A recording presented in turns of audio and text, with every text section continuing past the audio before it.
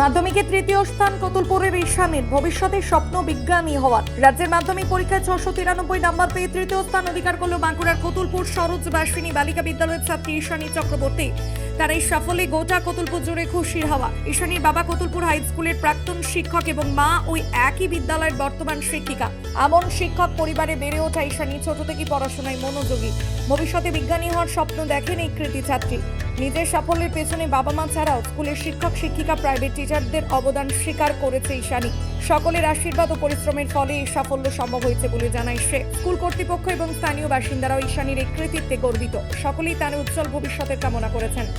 খুবই খুশি, খুবই গর্বিত হয়েছি যে কতুলপুরের নামকে এতজনের সামনে তুলে ধরতে পেরেছি, আমার বিদ্যালয়ের নামকে এতজনের সামনে তুলে ধরতে পেরেছি।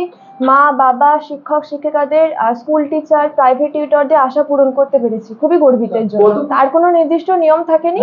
আমি প্রতিদিন টপিক ঠিক করে নিতাম যে এগুলো পড়তে হবে, সেটা পড়ার জন্য যতক্ষণ লাগতো ততক্ষণই পড়তাম। সবারই অবদান রয়েছে, বাবা মা, স্কুল টিচার, প্রাইভেট টিউটর, প্রত্যেকের। ভীষণ ভালো লাগছে, মানে এত খুশি হয়েছি মানে বলে বোঝানোর মতো নয়। ভীষণই খুশি হয়েছি।